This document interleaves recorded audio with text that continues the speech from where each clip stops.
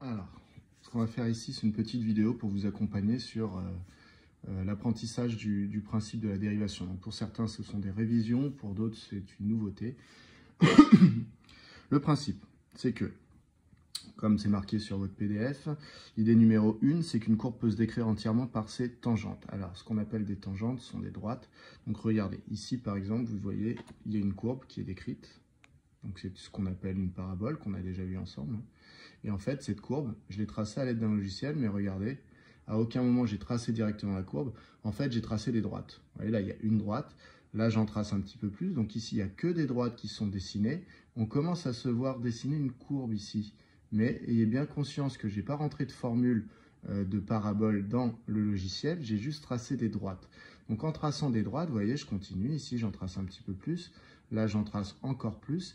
Ici, cette courbe qui est tracée, là, qui nous semble être tracée, en réalité, elle n'est pas tracée, il n'y a que des droites qui ont été dessinées.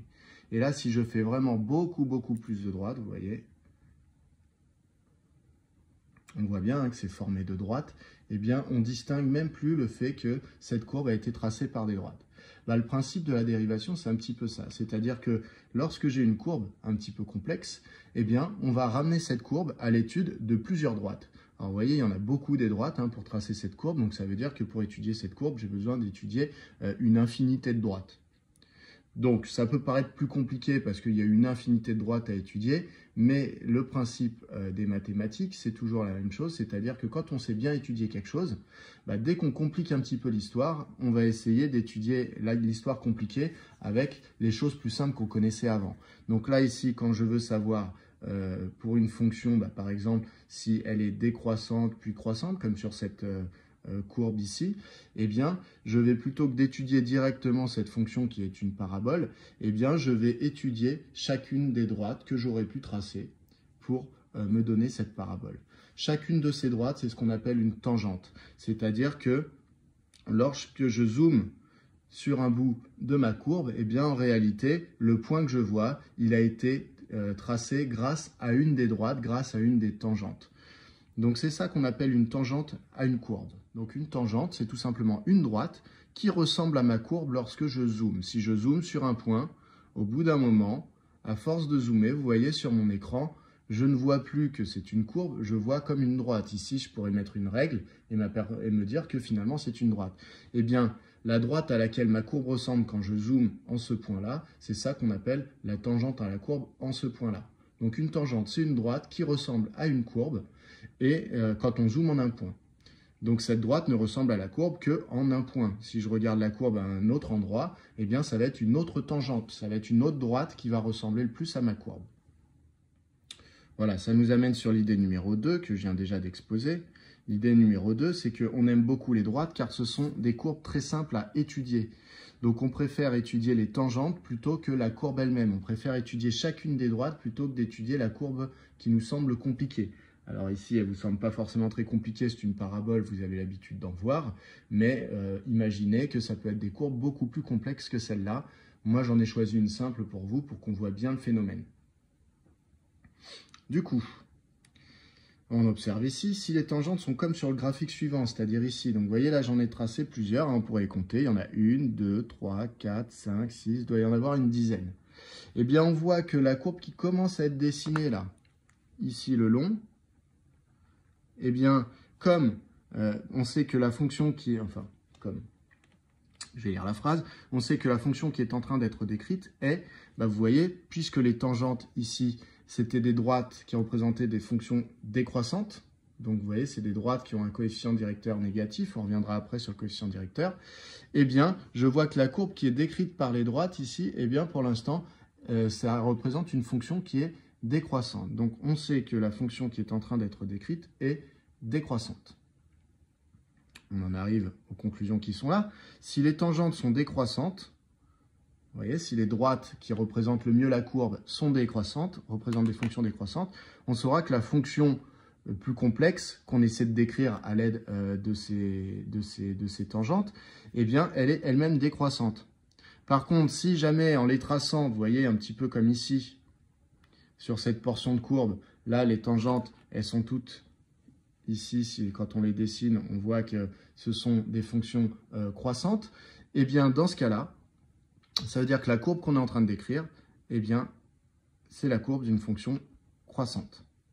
Donc, en gros, les tangentes réagissent comme la courbe complexe qu'on souhaite décrire. Donc, on va essayer de repérer là où les tangentes sont décroissantes et là où elles sont croissantes. Donc, comment on étudie une droite? Donc ça, c'est un petit rappel. C'est-à-dire que ça n'a pas forcément grand-chose à faire dans votre cours d'aujourd'hui, mais je pense que c'est bien de le rappeler. Lorsqu'on a une droite qui est tracée sur un graphique, donc je vais avoir besoin de ça notamment parce que je viens de vous parler de tangentes. Les tangentes sont des droites. Donc je suis en train de vous dire, il faut savoir si des tangentes représentent des fonctions croissantes ou décroissantes. Donc il faut savoir dire si une tangente, lorsqu'on l'exprime ici avec son équation, eh bien il faut savoir dire si elle va représenter une fonction croissante ou plutôt une fonction décroissante. Donc, petit rappel d'une équation. Une équation de droite, ça s'écrit sous cette forme-là. Y égale mx plus p. Le m, c'est ce qu'on appelle le coefficient directeur. C'est rappelé juste en dessous ici. Le p, c'est ce qu'on appelle l'ordonnée à l'origine. Alors, le m, comment il se lit? Eh bien, le m, vous voyez, je prends un point de la droite qui tombe sur un carreau, sur un point de quadrillage. Je me décale de 1 sur la droite. Toujours 1. D'accord? Variez pas, faites pas 2 ou 3. La définition du coefficient directeur, c'est je me décale de 1 et je regarde. Si je monte, j'aurai un coefficient directeur m qui sera positif, par exemple 3, 4, 5, etc. Si par contre, je suis amené à descendre, quand je me suis décalé de 1, si je suis amené à descendre, eh bien le coefficient directeur sera négatif. Là, sur ce graphique, vous voyez, quand je me décale de 1 vers la droite, je monte de 2. Donc le coefficient directeur m, eh bien, il vaut 2.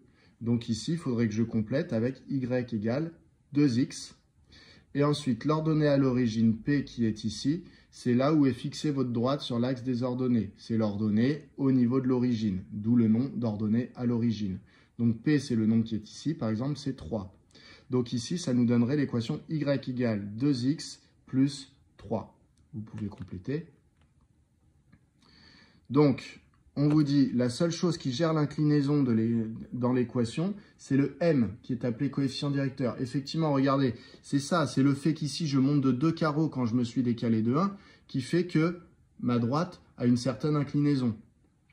Donc, c'est elle qui va gérer si ça monte, entre guillemets, ou si ça descend. Voilà l'idée.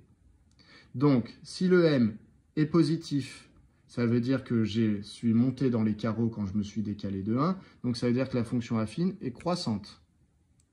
Si le m est négatif, c'est ce que je vous ai dit tout à l'heure, c'est-à-dire qu'en me décalant de 1, je vais descendre. Ce qui veut dire que ma droite aura une tendance à évoluer comme ça. Et donc, elle représentera une fonction affine qui sera décroissante. Donc, si m est positif, le coefficient directeur, la droite est croissante, représente une fonction croissante. Et si jamais le m est négatif, la droite, elle représente une fonction décroissante. On continue. Donc ça, c'était un rappel sur les droites. Donc, petit point particulier. Si la droite est une tangente, c'est-à-dire que c'est une droite qui m'a servi à décrire une courbe plus complexe. Voilà. Eh bien, si ma droite est une tangente, eh bien finalement, le coefficient directeur qu'on a appelé m ici, donc si ma droite est une tangente, si je l'isole, c'est-à-dire que je les efface toutes les droites, j'en garde qu'une, que celle dont je suis en train de parler, ça va me donner quelque chose comme ça. Je pourrais lire pour elle, pour cette tangente que j'ai gardée, je pourrais lire le coefficient directeur m. Eh bien, si ma droite est une tangente, ce coefficient directeur, on va le noter f' de a. A, ça va être l'endroit où on regarde la tangente.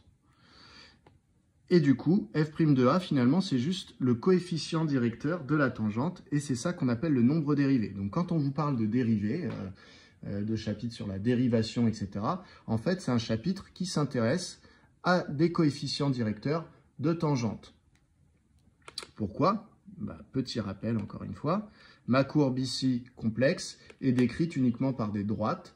Donc, ces droites qui décrivent ma courbe complexe, il suffit que je connaisse leur coefficient directeur pour savoir si ma fonction de base, qui était f de x égale x au carré, eh bien, est croissante ou décroissante. Partout où les tangentes auront des coefficients directeurs négatifs, ça veut dire qu'elles sont en train de descendre, eh bien, ma courbe fait pareil, donc ma fonction est décroissante. Et partout où mes tangentes ont des coefficients directeurs positifs, c'est-à-dire que les tangentes sont en train de monter, la courbe est elle aussi en train de monter, donc la fonction va être croissante. Donc en fait, ce qui va gérer que ma fonction est croissante ou décroissante, eh bien ça va être les coefficients directeurs des tangentes. Donc je répète une dernière fois, là où les coefficients directeurs des tangentes sont négatifs, les tangentes piquent vers le bas, donc ma fonction est décroissante. Et là où les tangentes ont des coefficients directeurs positifs, elles piquent vers le haut, et du coup ma fonction suit et est croissante. Donc ce qui m'intéresse dans ce chapitre sur la dérivation, c'est les coefficients directeurs de ces fameuses droites, coefficients directeurs des tangentes. Voilà, ces coefficients directeurs des tangentes, c'est ce qu'on appelle la dérivée. F' de A, c'est que c'est la tangente. La tangente, vous savez qu'elle décrit ma courbe en un seul point, donc petit a, c'est l'endroit où elle décrit ma courbe. Donc c'est ça les dérivées, tout simplement, c'est des coefficients directeurs des tangentes. Donc trouver la dérivée d'une fonction, en fait, ça va être trouver la formule qui me donne la valeur du coefficient directeur de la tangente si je remplace x par a. Donc quand on vous parle de f' de x, de la dérivée, eh bien, tout simplement, c'est ce qui donne la formule pour calculer le coefficient directeur d'une tangente. Par exemple, ici, si j'étudie la fonction définie sur R par f de x est égal à x au cube plus 2, et que je connais sa dérivée qui est f' de x égale à 3x au carré. Alors ceux qui ont déjà vu les dérivées, ça ne doit pas trop vous étonner que la dérivée d'x au cube ce soit 3x au carré. Pour ceux qui n'ont jamais vu les dérivées, vous prenez ça comme un résultat. Donc en gros, ici vous voyez f', donc ça veut dire que f' de x ici c'est la formule qui me donne les coefficients directeurs des tangentes. Ça c'est la formule qui me donnait la courbe de f. Donc vous voyez, j'ai tracé la courbe de f, c'est la courbe qui est en gras ici. Cette courbe, elle aurait pu être tracée à l'aide de plein de droites. Vous savez, comme on a dessiné au début, il y aurait une droite comme ça, tac, tac, tac, tac, tac, plein de droites qui auraient décrit l'inclinaison à chaque fois de ma courbe. J'en ai dessiné une au point A. Le point A a pour abscisse 1. Donc vous voyez, j'en ai dessiné une, ça veut dire quoi? Bah, c'est bien une tangente parce que regardez, si je zoome sur le dessin, au bout d'un moment, je vois plus de différence entre la courbe et ma droite. J'ai l'impression que ma courbe est en fait une droite à cet endroit-là. Donc bien évidemment, ma courbe n'est pas une droite à cet endroit-là, mais elle y ressemble beaucoup. Donc, je vais regarder le coefficient directeur de la tangente qui est là, et c'est lui qui va me dire si du coup la courbe est en train de monter ou de descendre, puisque vous voyez, la courbe et la droite, elles se ressemblent énormément. Donc si la droite est en train de monter, entre guillemets, la courbe aussi. Donc, j'ai la formule ici qui permet de calculer le coefficient directeur de cette droite, puisque vous voyez ici, sur cette droite, alors on pourrait lire le coefficient directeur comme ça, hein, à l'aide des carreaux, mais sinon, je peux utiliser la formule qui est là. Donc encore une fois, si vous n'avez jamais vu les dérivées, vous ne savez pas d'où vient cette formule, donc vous la prenez telle qu'elle. Donc la formule, c'est que le coefficient directeur d'une tangente à l'abscisse x, c'est 3x au carré. Là, ma tangente, elle est à l'abscisse 1. Vous voyez, c'est le point d'abscisse 1 que j'ai regardé sur la courbe représentative de f. Donc, ça veut dire que le coefficient directeur de cette tangente qui est tracée là, c'est tout simplement f' de 1. Donc, pour calculer f' de 1, eh bien, comment je vais faire? Je vais prendre f' de x et je vais remplacer x par 1. Donc, ça fait 3 fois 1 au carré, ce qui fait 3 fois 1, c'est-à-dire 3. Donc, finalement, f' de x est égal à 3. Alors attention, vous pourriez croire ici que c'est 3 parce que ici l'image vaut 3, mais non. C'est 3 parce que si je trace un petit peu mieux ce qui se passe, vous voyez, j'ai mis vérification. Je regarde que la droite, j'oublie la courbe, hein. Je regarde que la droite, je prends un point de la droite, je me décale de 1 sur la droite, je regarde de combien de carreaux je monte. 1, 2, 3. Je suis monté de 3 carreaux, c'est ce qui fait que l'inclinaison de ma droite ici, c'est un coefficient directeur égal à 3. Voilà. Donc on vient de voir ici, quand j'ai la formule d'une dérivée, comment je pouvais calculer un nombre dérivé, c'est-à-dire le coefficient directeur d'une tangente en particulier. Du coup, bien marqué, hein, nous allons revoir les formules permettant de calculer la dérivée d'une fonction.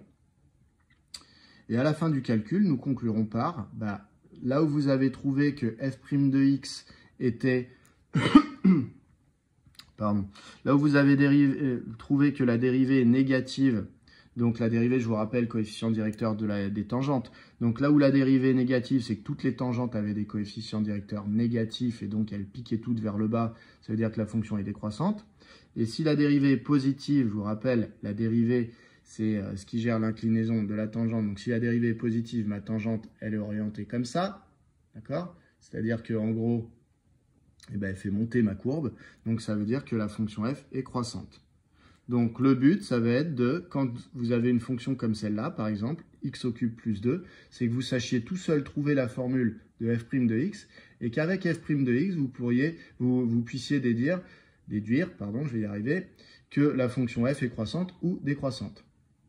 Sur cet exemple-là, vous voyez, f' de x vaut 3x au carré. 3x au carré, je sais que pour n'importe quel x que je pourrais remplacer ici, eh bien, 3x au carré, c'est un résultat qui sera toujours positif, parce qu'un nombre au carré, c'est toujours positif, donc x au carré sera toujours positif, quelle que soit la valeur de x que je donne, et multiplié par 3, ça reste positif. Donc là, vous voyez, pour cette fonction x au cube plus 2, la dérivée, c'est une fonction qui donnera toujours un résultat positif. Ça veut dire que toutes mes tangentes auront des coefficients directeurs positifs, ce qui veut dire que toutes mes tangentes vont piquer vers le haut. Ça se voit sur la courbe, vous voyez, si je dessine une tangente, par exemple ici, eh bien ma tangente, ça va être comme mon stylo, vous voyez, elle pique vers le haut. Là encore, là encore, là encore, là encore. Donc dès que je trace une droite qui décrit ma courbe, eh bien, elle pique vers le haut. Donc c'est normal, je trouve que tous mes coefficients directeurs de tangente, si je les avais toutes tracées, sont tous positifs. Cela décrit donc une fonction qui est croissante. Donc voilà ce qu'on va faire. Prochaine vidéo, on va revoir les formules qui permettent de calculer x au cube, la dérivée qui est là, donc de trouver tout seul 3x au carré, et on en déduira en fonction du signe qu'on a pour la dérivée, si la fonction f était croissante ou décroissante, ou si ça dépendait des intervalles. Voilà pour la suite.